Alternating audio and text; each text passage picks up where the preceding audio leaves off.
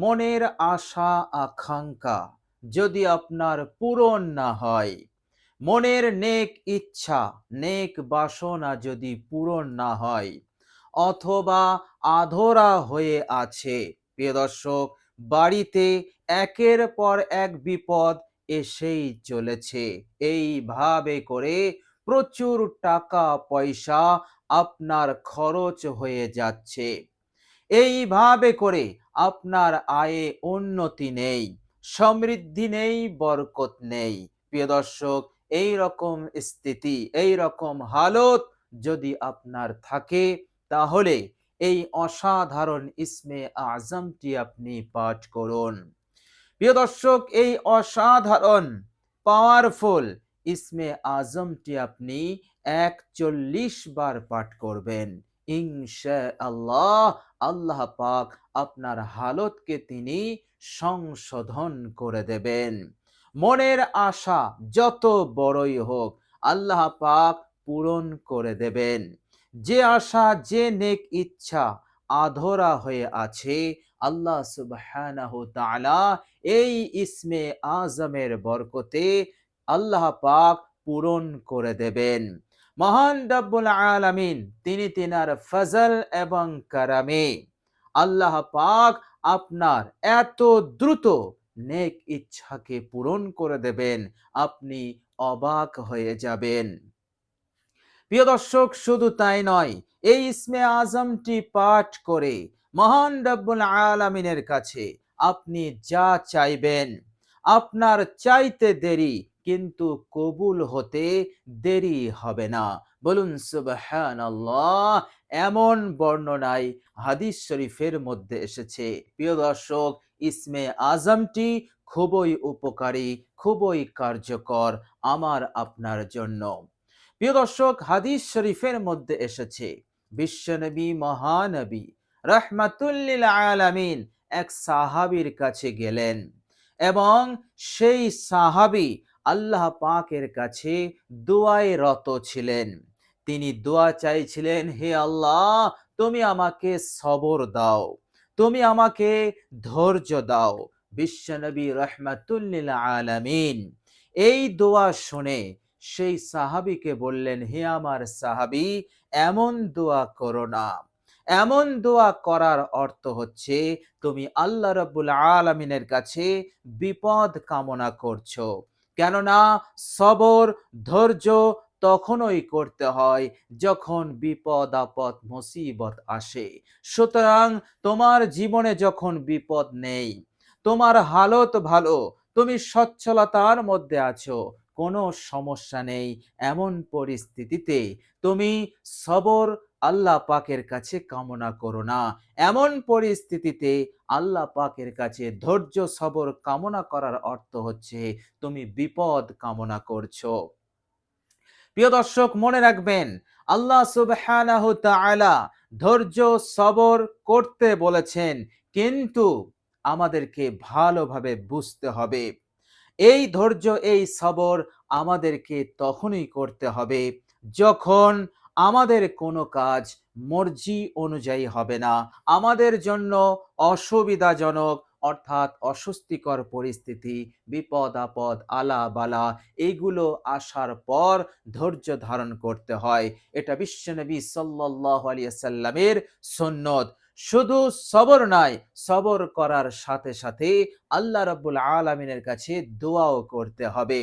কিন্তু যখন আপনি ভালো থাকবেন, সুস্থ থাকবেন, বিপদ আপদ মুসিবত হতে নিরাপদে থাকবেন, তখন আপনি আল্লাহ পাকের কাছে কেঁদে কেঁদে এই দোয়া করবেন না যে, হে আল্লাহ, আপনি আমাকে সবর দিন, ধৈর্য দিন। এই বিষয়টাই বিশ্বনবী সাল্লাল্লাহু আলাইহি সাল্লাম বোঝাতে চেয়েছেন। প্রিয় দর্শক, মনে রাখবেন, বিপদে আপদে মুসিবতে সামান্য সময় ধৈর্য ধারণ করা আল্লাহ রাব্বুল আলামিনের কাছে এতটাই প্রিয় আমল, এতটাই পছন্দনীয় আমল, 10 বছর ইতিকাফ করলে যে সওয়াব, তার থেকে বেশি সওয়াব হবে 1 মিনিট সবর করা আল্লাহ রাব্বুল আলামিনের সন্তুষ্টির উদ্দেশ্যে। প্রিয় দর্শক, এই জন্য সবর অনেক বড় মাপের আমল। তবে মনে রাখবেন, আল্লাহ রাব্বুল আলামিনের কাছে সবর দোয়া করা যাবে, সবর কামনা করা যাবে যখন আমি আপনি কোনো কঠিন হালত, কোনো কঠিন পরিস্থিতির শিকার হব, তখন আমাদেরকে ধৈর্যের কামনা করতে হবে এবং সাথে সাথে আল্লাহ রাব্বুল আলামিনের কাছে বিপদ মুক্তির দোয়াও করতে হবে। সুতরাং বিশ্বনবী সাল্লাল্লাহু আলাইহি সাল্লাম বললেন, তুমি এমন হালতে এই দোয়াটি করো না। প্রিয় দর্শক, হাদিস শরীফের মধ্যে এসেছে, বিশ্বনবী সাল্লাল্লাহু আলাইহি সাল্লাম আর এক সাহাবীর কাছে গেলেন এবং সেই সাহাবী দোয়ায় রত ছিলেন। সেই সাহাবীও আল্লাহ পাকের কাছে দোয়া করছিলেন। তিনি বলছিলেন, হে আল্লাহ, পরিপূর্ণ নিয়ামত আমাকে দুনিয়াতে দাও, পরিপূর্ণ নিয়ামত আমাকে দুনিয়াতে দাও। নবীজি সাল্লাল্লাহু আলাইহি সাল্লাম এই দোয়া শুনে বললেন, হে আমার সাহাবী, তুমি কি জানো পরিপূর্ণ নিয়ামত কাকে বলে? সাহাবী বললেন, ইয়া রাসূলুল্লাহ, আমার জানা নেই। আল্লাহর নবী সাল্লাল্লাহু আলাইহি সাল্লাম বললেন, পরিপূর্ণ নিয়ামত কামনা করার অর্থ হচ্ছে তুমি মৌত কামনা করছো। কেননা পরিপূর্ণ নিয়ামত, মুকাম্মাল নিয়ামত তুমি তখনই পাবে যখন তোমার মৃত্যু হবে এবং জাহান্নাম হতে তুমি মুক্তি পাবে আর জান্নাতি হয়ে যাবে। এটাই হচ্ছে পরিপূর্ণ নিয়ামত। সুতরাং এমন দোয়া তুমি করো না। আল্লাহর নবী সাল্লাল্লাহু আলাইহি সাল্লাম এইভাবে করে সেই সাহাবীকে এই রকম দোয়া করতেও তিনি নিষেধ করলেন। বিশ্বনবী সাল্লাল্লাহু আলাইহি ওয়াসাল্লাম আর এক সাহাবীর কাছে গেলেন। সেই সাহাবী ইসমে আজম পাঠ করছিলেন। বিশ্বনবী সাল্লাল্লাহু আলাইহি ওয়াসাল্লাম শোনা মাত্রই বললেন, হে আমার সাহাবী, তুমি এমন এক ইসমে আজম পাঠ করেছো, তোমার জন্য আল্লাহ রাব্বুল আলামিন কবুলিয়াতের দরজা খুলে দিয়েছেন। সুতরাং তুমি মাঙ্গো, তুমি চাও, ফরিয়াদ করো, এই দুনিয়ার ভালাই, মঙ্গল, কল্যাণ, তোমার যা যা মনের বাসনা আছে, ইচ্ছা আছে, সব তুমি মাঙ্গো। আল্লাহ পাক তোমার জন্য কবুলিয়াতের দরজা খুলে দিয়েছেন। বলুন সুবহানাল্লাহ। তুমি যা চাইবে তুমি তাই পাবে। তুমি যা কামনা করবে আল্লাহ পাক এখনই তোমার জন্য মঞ্জুর করে নেবেন। বলুন সুবহানাল্লাহ। প্রিয় দর্শক, বিশ্বনবী রাহমাতুল লিল আলামিন সাহাবীকে এই আদেশ দিলেন, তুমি আল্লাহ পাকের কাছে মাঙ্গো। সুতরাং সেই সাহাবী দুনিয়া এবং পরকাল উভয় জীবনের ভালাই, কল্যাণ, মঙ্গল, কামিয়াব, সফলতা তিনি চাইতে লাগলেন। আল্লাহর নবী সাল্লাল্লাহু আলাইহি সাল্লাম যখন বলেছেন, হে আমার সাহাবী, কবুলিয়াতের দরজা আল্লাহ পাক খুলে দিয়েছেন, সব কবুল হয়ে যাবে, এই বিশ্বাসে অর্থাৎ বিশ্বনবী সাল্লাল্লাহু আলাইহি সাল্লামের এই কথার উপর ইয়াকিন করে সেই সাহাবী মাংতে লাগলেন, চাইতে লাগলেন। আল্লাহ পাক সেই সাহাবীকে দুনিয়ার বুকে মালামাল করে দিয়েছিলেন। আল্লাহ রাব্বুল আলামিন একেবারে ইজ্জত, সম্মান, প্রভাব, প্রতিপত্তি সব দিক হতে, ঈমান, আমল সব দিক হতে উচ্চ আসনে আসীন করে দিয়েছিলেন এবং পরকালের জীবনটাও এই সাহাবীর জন্য জান্নাত ওয়াজিব করে দিলেন। বলুন সুবহানাল্লাহ। প্রিয় দর্শক, আজকের ভিডিওতে আমি সেই ইসমে আজমটি আপনাদের সঙ্গে শেয়ার করব।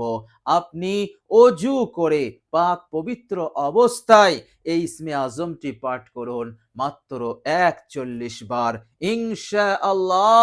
এরপর আপনি দোয়া করুন, মন খুলে দোয়া করুন, যা ইচ্ছা আছে, যা নেক বাসনা আছে সব আল্লাহ পাককে বলুন। প্রিয় দর্শক, মনে রাখবেন, আপনার হালত সম্পর্কে, আপনার মনের আশা, ইচ্ছা এ সম্পর্কে আল্লাহ পাক তিনি অবগত আছেন। কিন্তু আল্লাহ রাব্বুল আলামিন চান যেন আমার বান্দা আমার কাছে ফরিয়াদ করে, দোয়া করে।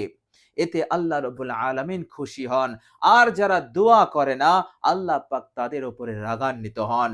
সুতরাং আপনি এই অসাধারণ ইসমে আজমটি পাঠ করে যা চাইবেন তাই কবুল হবে। যা আল্লাহ রাব্বুল আলামিনের কাছে ফরিয়াদ করবেন মঞ্জুর হয়ে যাবে ইনশাআল্লাহ। এটা আমার কথা নয়, পৃথিবীর কোনো মানবের কথা নয়, এই কথাটি হচ্ছে মহান রব্বুল আলামিনের পরই যার স্থান, এত সম্মান আল্লাহ রব্বুল আলামিন যে পয়গম্বরকে দিয়েছেন, সমস্ত নবী কুলের শিরোমণি, সমস্ত নবীদের নবী, সেই আমাদের নবী রাহমাতুল লিল আলামিন হযরত মুহাম্মদ সাল্লাল্লাহু আলাইহি ওয়াসাল্লামের জবান। সুতরাং আপনি শুধু আন্তরিকতার সহিত আল্লাহ রাব্বুল আলামিনের উপরে আস্থা রেখে, ভরসা রেখে, ঈমান ও ইয়াকিনের সহিত আপনি পাঠ করুন, দোয়া করুন, ইনশাআল্লাহ কবুল হতেই হবে, কবুল হবেই হবে, এর মধ্যে কোনো সন্দেহ নেই। প্রিয় দর্শক, চলুন এবার আমরা জেনে নেব সেই অসাধারণ ইসমে আজমটি কি। প্রিয় দর্শক, আপনি সুন্দর করে অজু করে নেবেন। অজু করার পর যে জায়গায় বসে আপনি দোয়া করবেন, ইসমে আজমটি পাঠ করবেন, সর্বপ্রথম আপনি 11 বার ইস্তেগফার পড়ে নেবেন।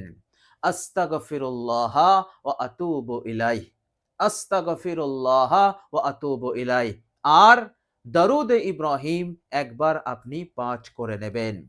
আল্লাহুম্মা সাল্লি আলা মুহাম্মাদিন ওয়া আলা আলি মুহাম্মাদ কামা সাল্লাইতা আলা ইব্রাহিমা ওয়া আলা আলি ইব্রাহিমা ইন্নাকা হামিদুম মাজিদ।